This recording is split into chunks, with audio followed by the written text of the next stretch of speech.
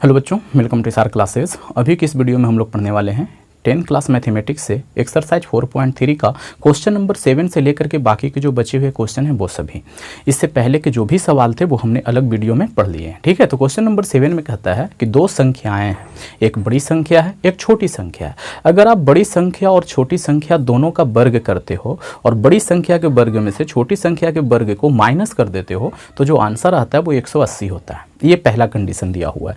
दूसरा कंडीशन ये कहता है कि अगर आप सिर्फ छोटी संख्या का वर्ग करोगे तो वो संख्या बड़ी संख्या से 8 गुना बड़ी हो जाती है, ठीक है। तो फिर आप इन दोनों संख्याओं का मान निकालिए कि ये दोनों संख्याएं हैं कितनी, ठीक है। सवाल समझ में आया? नहीं समझ में आया तो बनाने के टाइम पे और ज़्यादा चीज़ें समझ में आएगी, ठीक है। तो आइए देखते हैं। सबसे पहले हमने क्या किया, बड़ी संख्या को x मान लिया, माना कि बड़ी संख्या इज इक्वल टू x और छोटी संख्या is equal to y।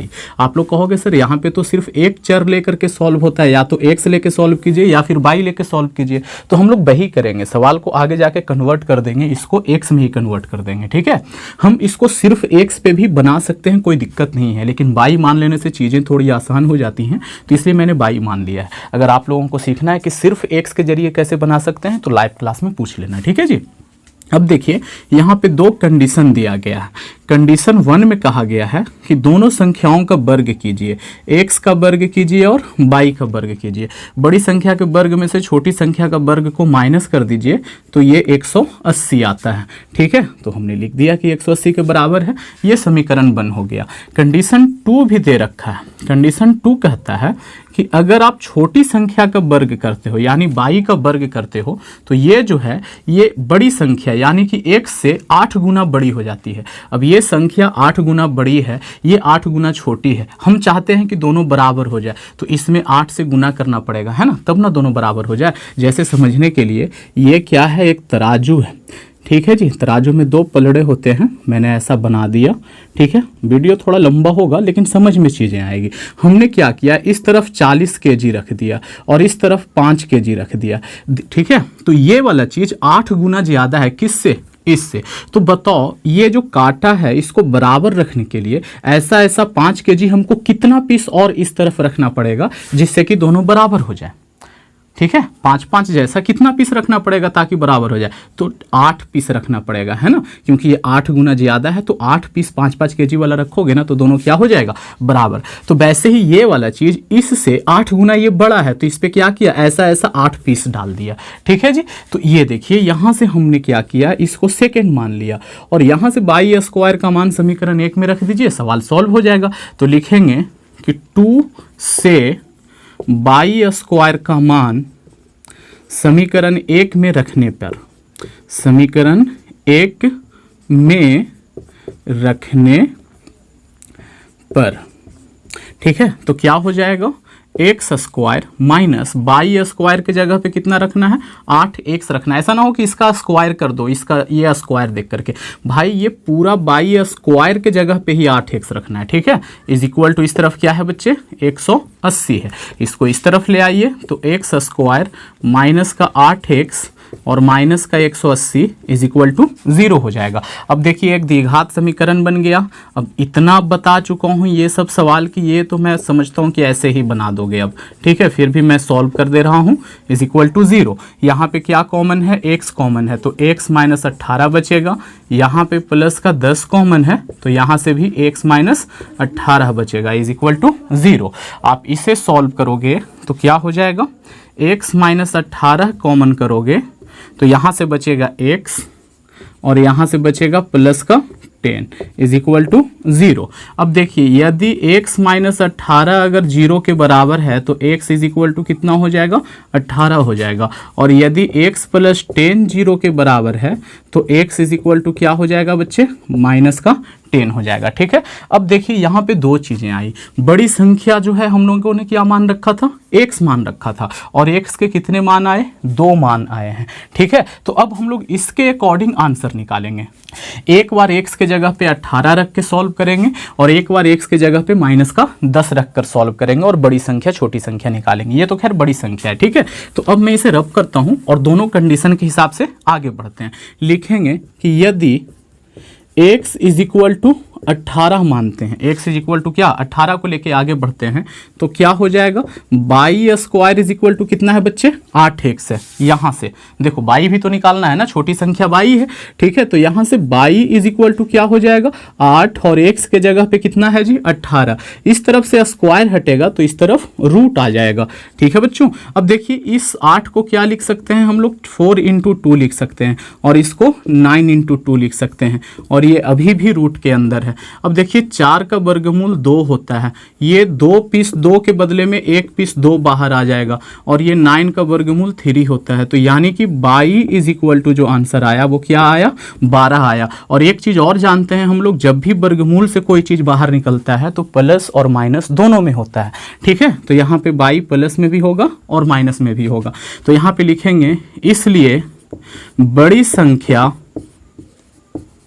Is equal to 18 तथा छोटी संख्या इज इक्वल टू कितना बच्चों 12, ठीक है। ये पहला हो गया। या तो ऐसा भी हो सकता है कि बड़ी संख्या 18 है और छोटी संख्या क्या है -12 है ना, या बड़ी संख्या इज इक्वल टू कितना लिखोगे 18 और छोटी संख्या इज इक्वल टू कितना लिखोगे -12, क्योंकि -12 भी तो आंसर में है ना। तो 18 के साथ एक बार बड़ा अगर 18 है तो छोटा में 12 हो सकता है, या तो बड़ा 18 है तो छोटा -12 हो सकता है। यहाँ से 2 आंसर मिले, सिर्फ x इज इक्वल टू 18 लिए तो अभी x इज इक्वल टू -10 रखना बाकी है। अब इसको लेके आगे सॉल्व करेंगे। यहाँ लिखता हूँ मैं, ठीक है। यहाँ लिखेंगे कि यदि x इज इक्वल टू -10 तो यहाँ से by square is equal to कितना 8, x के जगह पे -10 रख देंगे।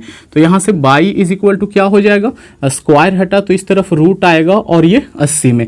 अब माइनस वाला संख्या का कोई भी वास्तविक वर्गमूल नहीं होता है तो ये संभव नहीं है, ठीक है। तो इसलिए लिखेंगे कि ये संभव नहीं है। अगर यहाँ से ये संभव हो जाता ना तो यहाँ से भी 2 आंसर निकलते, ठीक है बच्चों। तो आपके जो आंसर देते होंगे वो ये देते होंगे कि 18 और 12, 18 और -12, ठीक है। तो आप लोग इसका एक स्क्रीनशॉट ले लीजिए। हम लोग बढ़ते हैं अगले सवाल की तरफ। अब हम लोग देखते हैं क्वेश्चन नंबर 8। इसमें कहा गया है कि एक रेलगाड़ी है जो एक समान चाल से चलती है और 360 किलोमीटर की दूरी तय करती है। तो एक समान चाल से अगर वो चलेगी और 360 किलोमीटर की दूरी तय करेगी तो उसे कुछ ना कुछ समय लगेगा 360 किलोमीटर चलने में, ठीक है। यहाँ तक आंकड़ा हो गया।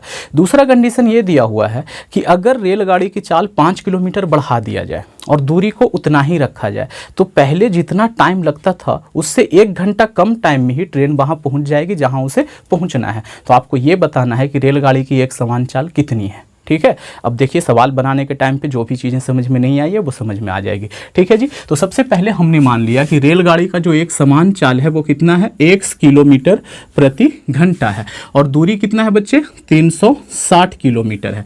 तो बताइए कि इसको समय कितना लगेगा। तो समय इज इक्वल टू फॉर्मूला क्या होता है, सबसे पहले फॉर्मूला लिख देते हैं, दूरी बटे चाल, ठीक है। तो यहाँ से क्या हो जाएगा, दूरी कितना है 360 और चाल कितना है इतना। ये समय आया है घंटे में, इतना घंटा लग रहा है, ठीक है। अब देखिए नया चाल कितना हो जाएगा जबकि चाल को 5 किलोमीटर प्रति घंटा से बढ़ा दिया गया है। आपका मोटरसाइकिल जो है वो 60 किलोमीटर प्रति घंटा से चल रही है, ठीक है। 5 किलोमीटर आपने और बढ़ा दिया उसका स्पीड तो कितना हो जाएगा 65 हो जाएगा। कैसे निकाला, 60 में 5 और जोड़ दिया। तो अभी ट्रेन की जो चाल हम लोगों ने माना है वो x माना है। 5 किलोमीटर बढ़ जाने पे कितना हो जाएगा x प्लस 5 किलोमीटर प्रति घंटा हो जाएगा।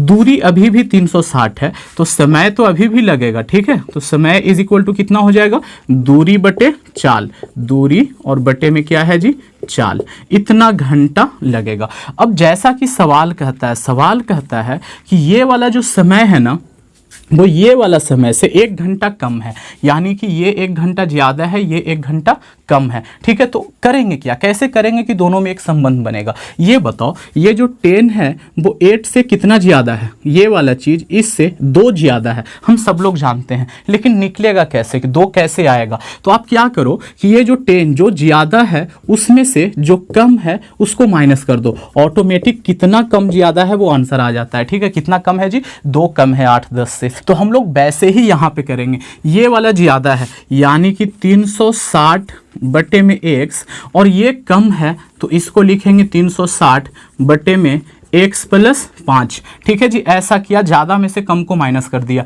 तो आंसर क्या बताता है, जितना ये ज़्यादा है उतना निकल के यहाँ पे आंसर लिखा जाएगा। जैसे 10 जो है वो 8 से 2 ज़्यादा था, तो यहाँ पे देखिए 2 लिखा गया ना निकल करके। तो किताब वाला कहता है कि ये वाला चीज़ इससे 1 ज़्यादा है, 1 घंटा ज़्यादा है, तो यहाँ पे कितना आएगा, 1 घंटा आएगा। बस इसको सॉल्व कर देना है। ऊपर में देखिए 360 कॉमन दिख रहा है, तो कॉमन ले लेंगे।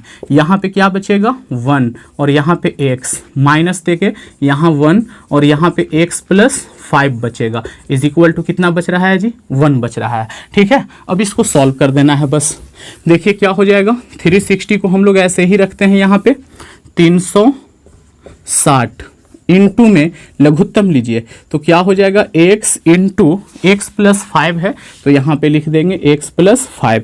ये वाला से x से इसमें भाग लगाएंगे, x कट जाएगा, x प्लस 5 बचेगा, x से गुना हो जाएगा, तो यहाँ पे हो जाएगा x और प्लस में 5 माइनस दे करके ये वाला चीज़ से इसमें भाग लगाएंगे, पूरा कट जाएगा, x बचेगा, x को 1 से गुना करेंगे तो यहाँ पे x हो जाएगा, और इज इक्वल टू इस तरफ कितना है, 1 है, ये लिख दिया। अच्छा, ये जो 360 है वो इस तरफ गुना में है, इसको उठा के हम इस तरफ लेके जाना चाहते हैं, तो ये कहाँ चला जाएगा, बट्टे में चला जाएगा।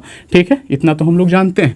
अब देखिए ये x प्लस का x माइनस का कैंसिल हो गया, तो यहाँ पे क्या बचा, 5, और डिवाइडेड बाई ये कितना हो जाएगा, x को 1 से गुना करोगे x स्क्वायर, x को 5 से गुना करोगे 5x is equal to 1/360। Cross multiply करो, इसका इससे और इसका इससे, x स्क्वायर को 1 से गुना करेंगे x स्क्वायर रहेगा, प्लस 5x को 1 से करेंगे 5x रहेगा, इसको 5 से कीजिए तो 0 को 5 से करोगे 0 रहेगा, 6 पंचे 30 रहेगा, 5 तिया 15 और 3 18, यानी कि 1800 आ जाएगा। इसको इस तरफ ले आएंगे तो x स्क्वायर प्लस का 5x माइनस का 1800 इज इक्वल टू 0। ये एक द्विघात समीकरण बन गया, इसको बस सॉल्व करना है और हमारा आंसर आ जाएगा। ठीक है जी, तो 1800 को सबसे पहले सॉल्व करने का तरीका फिर से मैं एक बार बता रहा हूँ, इसके आगे जो भी लिखा रहे उसका गुना करो इससे, तो 1 को 1800 से गुना करोगे कितना आएगा, 1800 ही आएगा।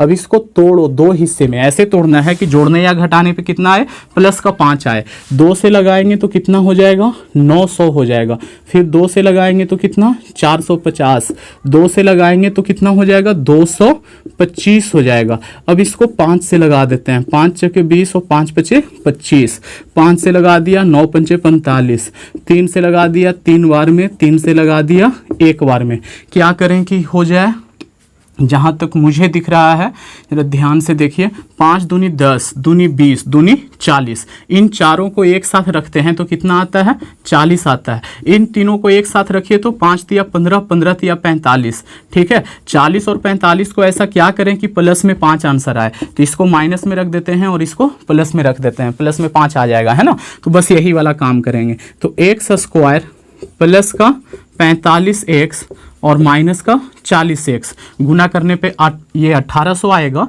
और 45 में से 40 जाएगा तो 5x बचेगा, और माइनस का 1800 इज इक्वल टू 0। ठीक है, इन दोनों में x कॉमन है, निकाल लेते हैं, तो x और प्लस में 45 बचेगा, माइनस में यहाँ 40 कॉमन है तो x और प्लस में 45 बचेगा इज इक्वल टू 0। हमको कैसे पता चला कि ये 40 कॉमन है, ठीक है, तो ये सारे ट्रिक मैंने पहले बता रखे हैं, फिर से बता देता हूँ। इतना सवाल किया, हमें ये तो पता चल ही गया है कि ब्रैकेट में ये वाला चीज़ और ये वाला चीज़ दोनों बराबर होता है, तो यहाँ अगर x है तो यहाँ भी x ही होना चाहिए, तो यानी कि x के अलावा जो ये वाला चीज़ है ना वो बाहर निकालना पड़ेगा, तो 40 को बाहर निकाल दिया, सिर्फ x बचा। ये 45 कैसे बचा भाई, ट्रिक है ना, क्योंकि यहाँ भी 45 है तो यहाँ भी 45 ही बचेगा, इसी तरीके से लिख दिया है ना। हमने कोई ये नहीं किया, जोड़ घटाव नहीं किया कि हाँ इसको 40 से भाग लगाया तो 45 बचा है, ये सब कुछ नहीं किया, डायरेक्ट लिख दिया इसको देख करके। ठीक है, अब देखो x प्लस 45 दोनों में है, कॉमन कर दीजिए, तो यहाँ से क्या बचेगा, x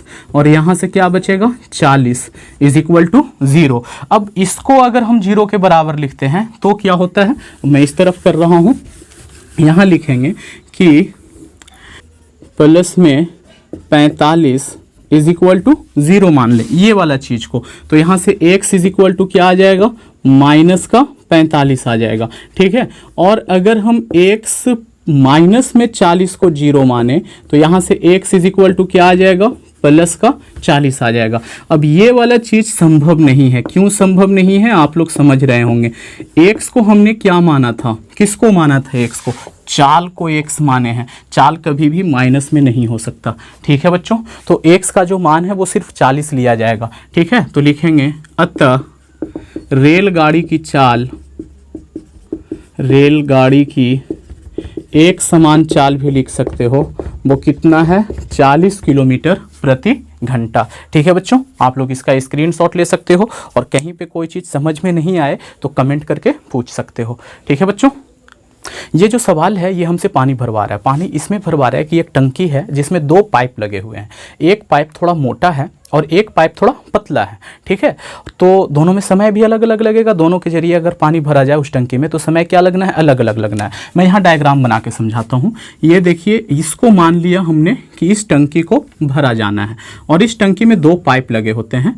एक यहाँ पे पाइप लगा हुआ है जो कि थोड़ा मोटा है, ठीक है जी, इस तरीके से ऊपर से पाइप चला रहा है, और एक थोड़ा सा पतला पाइप यहाँ पे लगा हुआ है, ये वाला पाइप, ठीक है, ऐसे। तो ये वाला पाइप टंकी को ज़्यादा समय लेगा भरने में और ये वाला जो पाइप है वो टंकी को कम समय में भर देगा। सवाल भी ऐसा ही कहता है कि इसको जितना भी टाइम लगता है उससे 10 घंटा पहले ये भर देगा। हमने मान लिया कि ये टंकी को 1 घंटे में भरता है, तो ये कितने में भरेगा, x माइनस 10 घंटे में भरेगा, ठीक है। ऐसा सवाल कह रहा है कि इसको 10 घंटा कम लगता है, तो अगर ये 1 घंटा लेता है तो उससे ये 10 कम लेगा, x माइनस 10 घंटा लेगा, ठीक है बच्चों। इतना समझ में आ गया।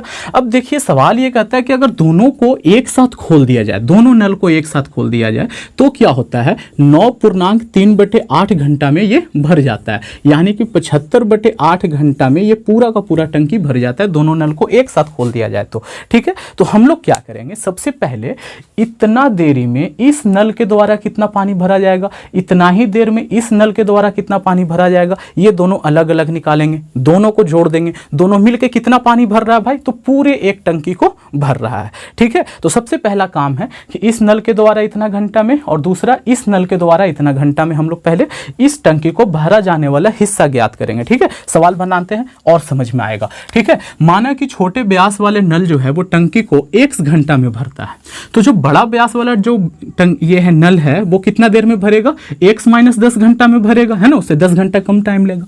अब देखिए 1 घंटा में छोटा नल जो है वो कितना टंकी भर रहा है, 1 टंकी भर रहा है, तो 1 घंटा में कितना भरेगा, 1 घंटा में तो क्या हो जाएगा, 1/x हो जाएगा, ठीक है। ये हम लोग जानते हैं करना, ठीक। तो ये बताइए कि 1 घंटा में अगर इतना भर दे रहा है, टंकी का इतना हिस्सा भर दे रहा है, तो इतना घंटा में कितना भरेगा, तो क्या निकालेंगे कि 75/8 घंटा में कितना भराएगा, तो ये हो जाएगा 1/ इतना है, इसका गुना कर देंगे 75/8 से, इतना भराएगा। यानी कि 75 और बटे में कितना, 8x, ठीक है। इतना भाग भराएगा टंकी का, ठीक है बच्चों। अब देखिए इतना घंटे में जो बड़ा नल है वो कितना टंकी भर रहा है, पूरा टंकी को भर दे रहा है, तो 1 घंटे में कितना भरेगा, तो कितना हो जाएगा, 1/x माइनस 10 भाग को भरेगा। यहाँ पे आप लोग चाहो तो भाग भी लिख सकते हो,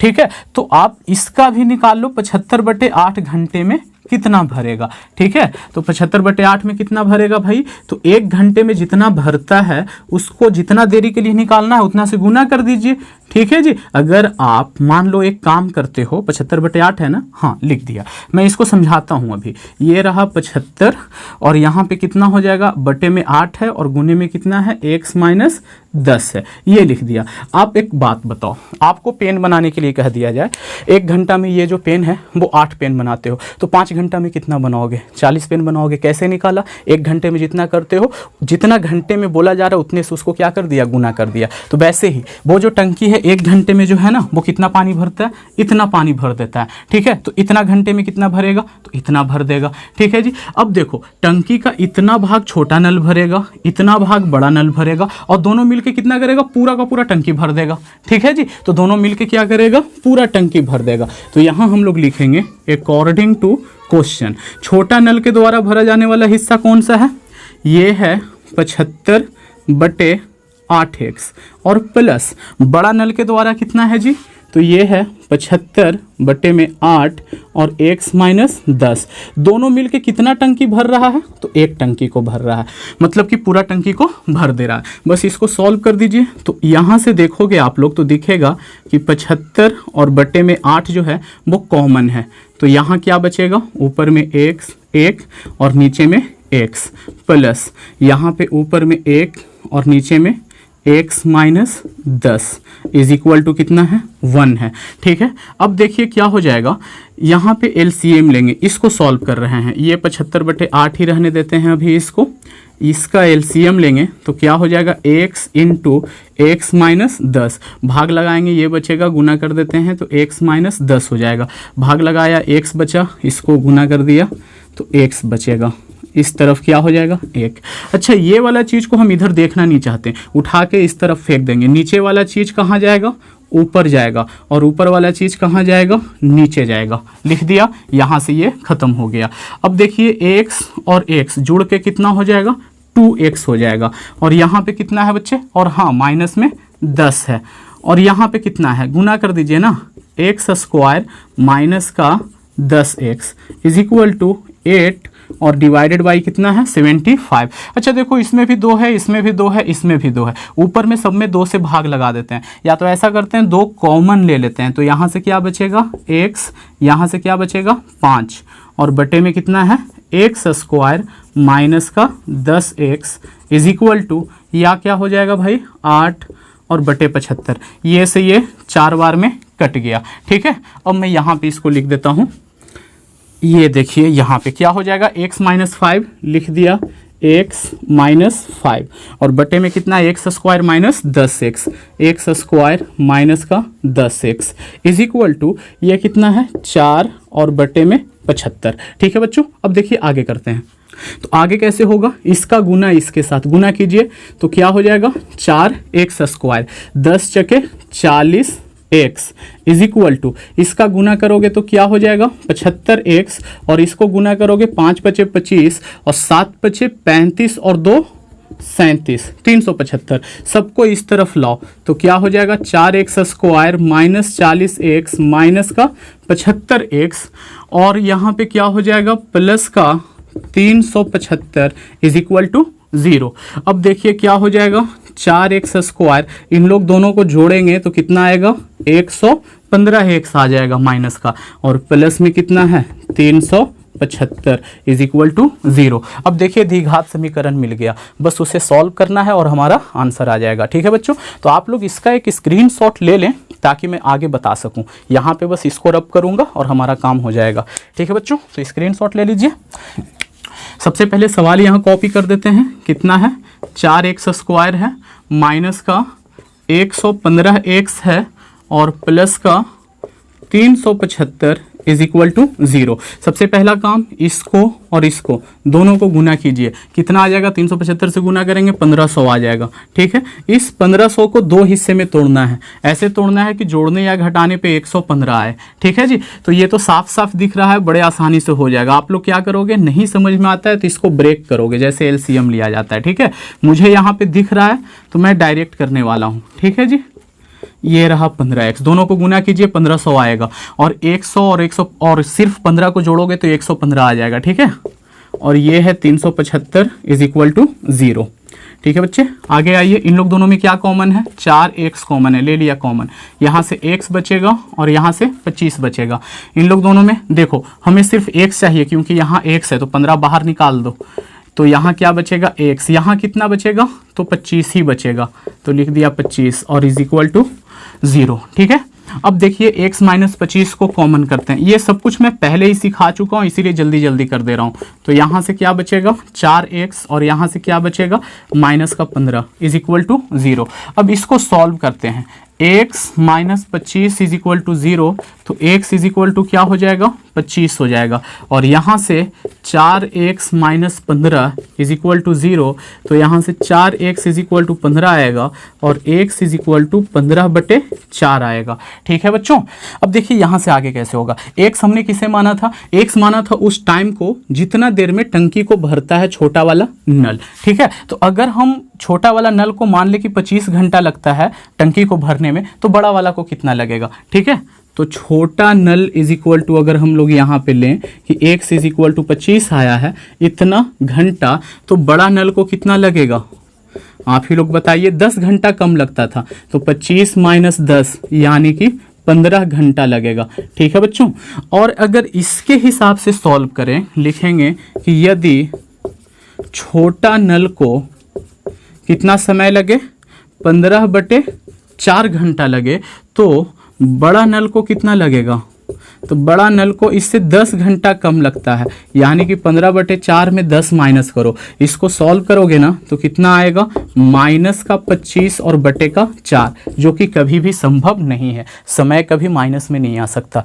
तो यहाँ पे लिख देना कि ये चीज संभव नहीं है। तो आंसर क्या हो जाएगा आपका, 25 घंटा छोटे नल को लगेगा और बड़ा नल को 15 घंटा लगेगा। ठीक है बच्चों, आप लोग इसका भी स्क्रीनशॉट ले लीजिए। हम लोग बढ़ते हैं अगले सवाल की ओर। अब हम लोग देखते हैं क्वेश्चन नंबर 10। इस सवाल को करने के लिए हमें बेंगलोर से लेकर मैसूर तक की दूरी तय करनी होगी। कहा गया है कि बेंगलोर से मैसूर के बीच का जो दूरी है वो 132 किलोमीटर है, और इस दूरी को तय करने के लिए 2 तरह की ट्रेनें चलती हैं, एक लोकल ट्रेन चलती है और दूसरा एक्सप्रेस ट्रेन चलती है। लोकल ट्रेन का जो चाल है वो एक्सप्रेस ट्रेन के चाल से 11 किलोमीटर कम है।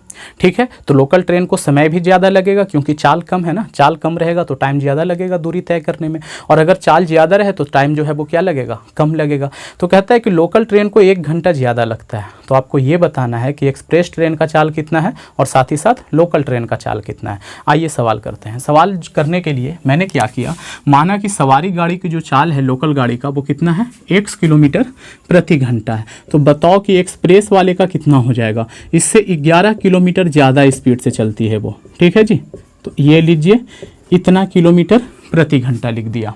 ठीक है, अब देखिए इसको जो समय लगेगा सवारी गाड़ी को, लिखेंगे सवारी गाड़ी को लगा समय, कितना समय लगेगा, दूरी बटे चाल, यानी कि 132 और बटे चाल। ठीक है, और एक्सप्रेस ट्रेन को, एक्सप्रेस गाड़ी को लगा समय कितना हो जाएगा, दूरी तो 132 ही है लेकिन इसका चाल कितना है, x और प्लस में 11 है। ठीक है, अकॉर्डिंग टू क्वेश्चन कहता है कि ये वाला जो समय है ना वो इससे 1 घंटा कम है। तो इससे पहले में भी मैंने बताया था ऐसा ही एक सवाल कि बड़ा वाला में से छोटा वाला को माइनस कर दोगे तो जितना कम है उतना आंसर आ जाएगा। ठीक है, तो ये बड़ा यानी कि 132 बटे x में माइनस कर देते हैं, किसको, 132 बटे x प्लस 11 को माइनस कर देते हैं, तो आंसर आ जाएगा जितना बड़ा है। कहा जा रहा है कि ये वाला 1 घंटा बड़ा है, तो आंसर में कितना आ जाएगा, 1 घंटा आ जाएगा।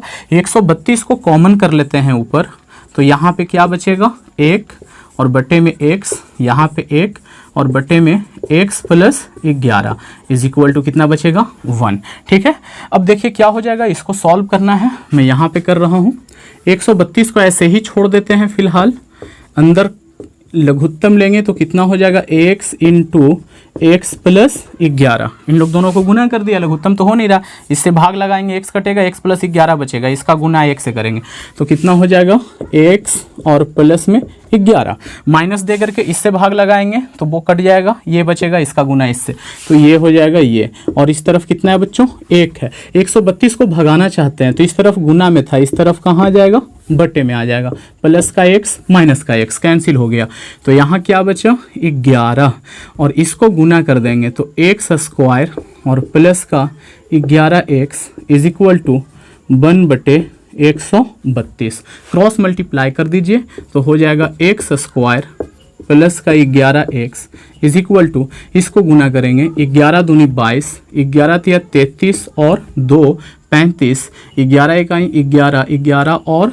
3 कितना हो जाएगा, 14। इसको इस तरफ लेके आइए तो x स्क्वायर प्लस का 11x माइनस का 1452 इज इक्वल टू 0। अब इसको तोड़ना है, इसको 2 हिस्से में ऐसे तोड़ेंगे कि जोड़ने या घटाने पे कितना है, 11 आए। ठीक है बच्चों, तो आइए करते हैं, 1452 लिख दीजिए यहाँ पे और 2 हिस्सा लगाइए इसका, 2 से लगाओगे 7, 2 दूनी 4, 6 दूनी 12, ये कितना हो जाएगा, 3 दूनी 6, 6 दूनी 12, 3, 3 से लगाइए, 1 2 1। अब इसको 11 से लगाइए तो 11 बार में, फिर 11 से लगाइए तो 1 बार में। ठीक है, तो कैसे होगा बच्चों ये? अगर हम इन दोनों को एक साथ रखें तो 11 तिया 33 हो जाएगा। इसको और इसको एक साथ रखें तो कितना हो जाएगा? 2 दूनी 4 और 11 को 4 से करेंगे तो 44। तो 44 और 33, हाँ जी 11 आ जा रहा है। इसको प्लस में रखिए, इसको माइनस में रखिए, तो कितना हो जाएगा? एक्स स्क्वायर प्लस का 44x माइनस का 33x माइनस का 1452 इज इक्वल टू 0। अगर आपको ये वाला काम करना नहीं आता है ना, तो इससे पहले के जो भी वीडियोस मैंने बनाए हैं इस चैप्टर में वो ज़रूर देखें, वो आपको सिखा देगा ये चीज़। ठीक है जी। अब देखिए यहाँ से कॉमन क्या मिल रहा है? x, तो बचेगा x प्लस 44 और यहाँ से कॉमन मिल रहा है 33, तो यहाँ से बचेगा x और प्लस में 44 इज इक्वल टू 0। यहाँ से x प्लस 44 कॉमन मिल रहा है, तो यहाँ से क्या बचेगा? x और यहाँ से बचेगा माइनस का 3 इज इक्वल टू 0। अगर आप इसको सॉल्व करते हो x plus 44 is equal to 0 को, तो x is equal to minus 44 आएगा, जो कि संभव नहीं है, क्योंकि x जो है वो चाल है और चाल कभी भी माइनस में नहीं होता। इसको सॉल्व करेंगे, x minus 33 is equal to 0, तो x इज इक्वल टू क्या आ जाएगा? 33 आ जाएगा। ठीक है जी। तो अब देखिए यहाँ पे लोकल ट्रेन का चाल कितना है वो हमने x माना था, तो 33 किलोमीटर प्रति घंटा, और एक्सप्रेस ट्रेन का चाल कितना हो जाएगा? वो इससे 11 किलोमीटर ज़्यादा चलती है, मतलब कि 44 किलोमीटर प्रति घंटा। वो आपका आंसर हो जाएगा। ठीक है बच्चों, तो इसका एक स्क्रीनशॉट लीजिए। हम लोग बढ़ते हैं अगले सवाल की तरफ। अब हम लोग देखेंगे क्वेश्चन नंबर 11। इसमें कहा गया है कि 2 वर्ग हैं और दोनों वर्ग का अगर आप लोग क्षेत्रफल निकालते हो और उसको जोड़ देते हो तो 468 मीटर स्क्वायर आता है। और अगर दोनों का परिमाप निकालते हो और परिमाप निकालने के बाद बड़े वाले के परिमाप में से छोटे वाले का परिमाप माइनस कर देते हो तो 24 मीटर आंसर आता है। तो आपको ये बताना है कि दोनों वर्ग की भुजाएं कितनी कितनी हैं। ठीक है, तो हमने क्या किया, मान लिया कि जो बड़ा वर्ग है या तो पहला वर्ग है, इसको बड़ा भी लिख सकते हैं। बड़ा वर्ग का भुजा जो है वो x मीटर है, और दूसरा के जगह पे आप छोटा लिख सकते हैं कि छोटे वर्ग का भुजा कितना है? 22 मीटर है। ठीक है बच्चों, तो ये बताओ इसका क्षेत्रफल कितना हो जाएगा? तो वर्ग का क्षेत्रफल क्या होता है? भुजा स्क्वायर यानी कि एक्स स्क्वायर। इसका क्षेत्रफल कितना हो जाएगा? उसका भुजा स्क्वायर यानी कि 22 स्क्वायर। जैसा कि प्रश्न कहता है कि अगर इन दोनों को जोड़ देते हैं तो कितना आता है? 468, 4 6 8। ये जो है हमारा समीकरण 1 का काम करेगा। अब दूसरा जो कंडीशन कहा गया है उसके अकॉर्डिंग चलते हैं। कंडीशन 2 में कहा गया है परिमाप। यहाँ पे मैं डायग्राम बना देता हूँ। ये रहा बड़ा सा वर्ग, इसका भुजा x माने हैं। ये छोटा वर्ग है, इसका भुजा y माने हैं। इसका परिमाप कितना हो जाएगा? 4x, और इसका परिमाप कितना हो जाएगा? 4y हो जाएगा। ठीक है बच्चों, तो यहाँ से निकालेंगे कि इसका परिमाप यानी कि 4x और इसका परिमाप यानी कि 4y, दोनों का अंतर यानी कि माइनस कितना दिया हुआ है? 24 दिया हुआ है, तो लिखेंगे 24। इसको थोड़ा सा और सॉल्व कर लेते हैं। 4 कॉमन है, निकाल देते हैं, तो यहाँ से x बचेगा, यहाँ से y, और इस तरफ क्या है? 24। इसको इससे काट दीजिए, 6 बार में जाएगा, तो x minus y is equal to 6। तो यहाँ से x इज इक्वल टू कितना हो जाएगा? y इस तरफ जाके प्लस में, और 6 तो पहले से ही था। ये x का मान समीकरण 1 में डाल दीजिए, तो लिखेंगे x का मान समीकरण 1 में रखने पर क्या हो जाएगा? मैं यहाँ पे सॉल्व करता हूँ। एक क्या है जी? x का स्क्वायर है, और x के जगह पर कितना रखना है? y प्लस 6 रखना है, तो लिख दिया y प्लस 6, और इसका क्या हो जाएगा? स्क्वायर। प्लस में क्या है? y स्क्वायर, लिख दिया y square is equal to 468। हाँ जी, सॉल्व कर देते हैं। a प्लस बी का होल स्क्वायर क्या होता है? a स्क्वायर प्लस में 2ab, और प्लस में क्या होता है? b स्क्वायर यानी कि 6 का स्क्वायर, और ये पहले से y स्क्वायर है। इसको इस तरफ कर देते हैं तो माइनस में 68 हो जाएगा इज इक्वल टू 0। अब देखिए क्या हो जाएगा? y स्क्वायर और y स्क्वायर जुड़ करके कितना हो जाएगा? 2 पीस y स्क्वायर हो जाएगा, प्लस 6 दूनी 12 y हो जाएगा, और 6 छके कितना हो जाता है जी? 36 हो जाता है, और 468 इज इक्वल टू 0। ठीक है बच्चों। अब देखिए क्या हो जाता है, ये 2/² प्लस में 12/, अब देखो 8 में से 6 जाएगा तो कितना बचेगा, सबसे पहले तो आंसर माइनस में आएगा, यहाँ पे बचेगा 2, 6 में से 3 जाएगा तो कितना बचेगा 3, और ये बचेगा 4 = 0। ये दशमलव नहीं है बच्चों, सब में 2 है, कॉमन कर दीजिए। तो यहाँ से क्या बचना है, बाई², यहाँ से 6/, और यहाँ से क्या बचेगा 2 और 16 = 0। ये वाला 2 को इस तरफ भेजेंगे तो यहाँ इसके भाग में आ जाएगा, और भाग लग के कितना आंसर हो जाएगा 0। तो मैं डायरेक्ट अब यहाँ लिख दे रहा हूँ, क्या हो जाएगा बाई² प्लस का 6/, और माइनस का 216 = 0। अब 216 को ऐसे तोड़ना है ना कि कितना आए, बीच में 6 आए, तो इसको तोड़ लीजिए ना ऐसे 216 लिख करके। 2 बार में लगाएंगे 1 0 8, 2 से लगाएंगे 5 और 4, 2 से लगाएंगे तो कितना हो जाएगा 27, 3 से लगाएंगे ना, 3 से लगाया 3, और 3 से लगाया 1, कितना कितना करना पड़ेगा, 3 3 9, और 9 दूनी 18, ठीक है। उसके बाद 3 दूनी 6 दूनी 12, ठीक है, 18 और 12, आंसर 6 आ रहा है। तो लिखेंगे बाई² प्लस में 18/, और माइनस में 12/, और माइनस में 216 = 0। तो यहाँ से बाई कॉमन है तो बाई और प्लस में 18, और यहाँ से -12 कॉमन है तो बाई और प्लस में 18 = 0, ठीक है बच्चों। अब देखिए बाई प्लस 18 कॉमन कर रहे हैं, ये चीज़ मैंने बहुत बार सिखाया है तो इसीलिए मैं डायरेक्ट बना रहा हूँ। तो यहाँ पे 0 बचेगा, इसको सॉल्व करेंगे कि बाई प्लस 18 = 0 है, तो बाई = क्या हो जाएगा -18, और ये चीज़ संभव नहीं है। क्यों संभव नहीं है, क्योंकि ये जो बाई है ना वो क्या है, छोटे वाले वर्ग का भुजा है, और भुजा कभी भी माइनस में नहीं हो सकता। तो इसको सॉल्व करेंगे तो बाई -12 = 0, तो यहाँ से बाई = क्या हो जाएगा 12, है ना। तो लास्ट में लिखेंगे अतः छोटे वर्ग की भुजा = 12 मीटर, और बड़े वर्ग की भुजा क्या हो जाएगा, वर्ग की